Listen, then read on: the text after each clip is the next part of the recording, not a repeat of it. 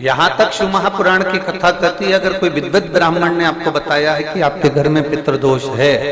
कोई विद्वान ब्राह्मण ने बता दिया कि आपके घर में काल सर्प दोष है, कोई विद्वान ब्राह्मण ने बता दिया कि आपके यहाँ पर ये वास्तु दोष है और इस दोष को मिटाना जरूरी है, कोई ने आपको बताया, उस समय पर हमें घबराना नहीं।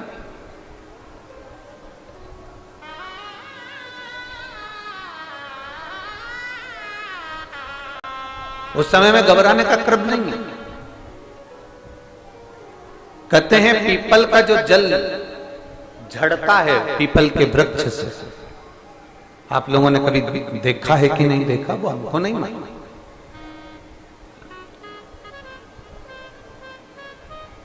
कितना भी अगर कोई वास्तु दोष बता दिया, पितृदोष बता दिया, काल सर्प दोष बता दिया, कितना भी अगर कोई दोष बता दे, तो पीपल का जो जल वृक्ष में से झड़ता है, कभी कभी आप उसके नीचे हाथ रखकर देखना, थाली रखकर देखना, उसमें पत्थर पर देखना, तो वहां पर भी पानी के निशान आपको मिलेंगे, बूंद के निशान मिलेंगे।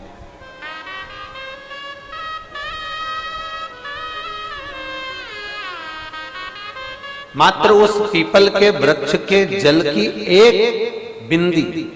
एकमात्र बिंदी, शंकर भगवान का जो शिवलिंग है जलाधारी है, चरण है, गणेश कार्तिकेय का स्थान है, अशोक सुंदरी का स्थान है, और प्रत्येक जलाधारी में से पानी बीच में से आकर नीचे की ओर गिरता है, नीचे की ओर गिरता है। आप लोगों के स्मरण में हमने पहले भी बताया कि राइट में किसका स्थान है, गणेश जी का, लेफ्ट में कार्तिकेय, बीच में अशोक सुंदरी, ये क्या है, पार्वती जी का हस्त कमल शिवलिंग, और ऊपर से जो जल एक एक बूंद शंकर जी के शिवलिंग पर गिर रहा है वो शंकर जी की 5 लड़कियां, जया, विषहरा, शामलीवारी, दौतली और देव, शंकर जी की 5 लड़कियों, एक एक बूंद पानी शिव जी पर गिरा रहा है। जहां जल नीचे गिरता है उस स्थान से जहां तक जल बहकर जा रहा है उस स्थान तक 33 कोटि देवताओं का स्थान, 33 कोटि देवताओं का स्थान। अब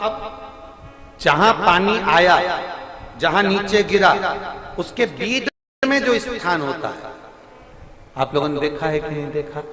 जिनने देखा है जरा हाथ उठाओ। ये पानी जैसे यहां तक आया और यहां के बाद नीचे गिरेगा, तब वो नाली के माध्यम से बाहर जाएगा, तो जितनी दूर यहां से वो नीचे की ओर जो गिर रहा है, यहां से वो नीचे की ओर जो पानी जा रहा है, ये जो स्थान होता है, ये हमारे 3 दोषों को निवारण तुरंत कर देता है। एक हमारा पितृदोष, एक हमारा काल सर्प दोष और एक हमारा वास्तु दोष का निवारण ये तुरंत करता है। और ये तो हमने केवल आपको शिव महापुराण के माध्यम से बताया कि ये 3 दोष का निवारण कर देता है, पर यदि कभी आप ध्यान से लिंग पुराण को पढ़ेंगे, आप यदि लिंग पुराण को पढ़ेंगे और गीता प्रेस गोरखपुर की लिंग पुराण को लाकर यदि आप पढ़ते हैं, या गीता प्रेस गोरखपुर की शिव अंक को भी आप अगर पढ़ेंगे, उसका नंबर हमारे स्मरण में नहीं आ रहा है, शिव अंक को भी अगर आप पढ़ेंगे तो उसमें भी आपको वर्णन मिलेगा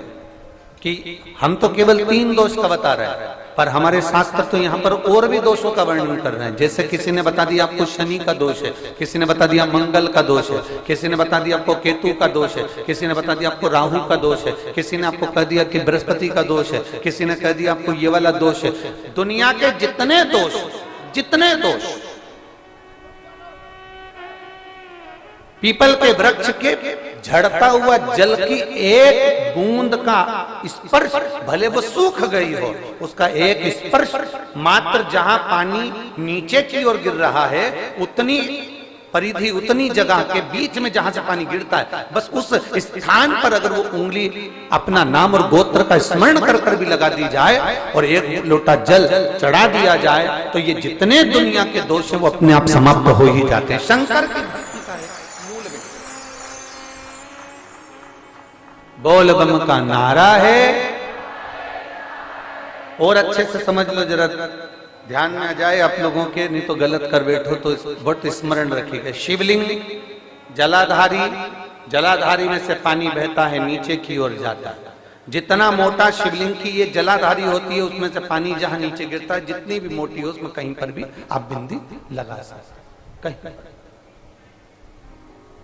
मंगल गड़बड़ है, कोई कह दे तुमको तुम्हारा राहु गड़बड़ है, कोई कह दे तुमको तुम्हारा केतु गड़बड़ है, कोई तुमसे कह दे तुम्हारा बृहस्पति गड़बड़ है, तो समझ लेना कि हमारे ग्रह की दशा को सुधारने के लिए ये जो स्थान है, बस उस स्थान पर एक बिंदु बहुत एक।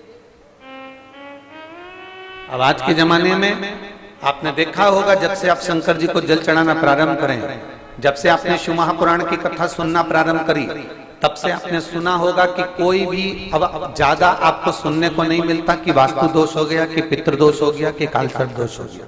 इसके पहले का जो समय था, उस समय किसी को भी पत्रिका दिखाओ, किसी के पास भी जाओ, वास्तु दोष, कालसर्प दोष, पितृदोष, ये सारे दोष चलते रहते थे। पर तुमने जो एक लोटा जल शंकर भगवान को समर्पित करा, तुम्हारा चढ़ा हुआ जल उसी स्थान से नीचे गिर रहा है जहां हमने बिंदी लगाने का बताया, वहां से नीचे गिर रहा है, तो तुम्हारा दोष जल चढ़ाते चढ़ाते अपने आप वो दोष समाप्त होता चलेगा। सारी समस्या का हल एक लोटा जल।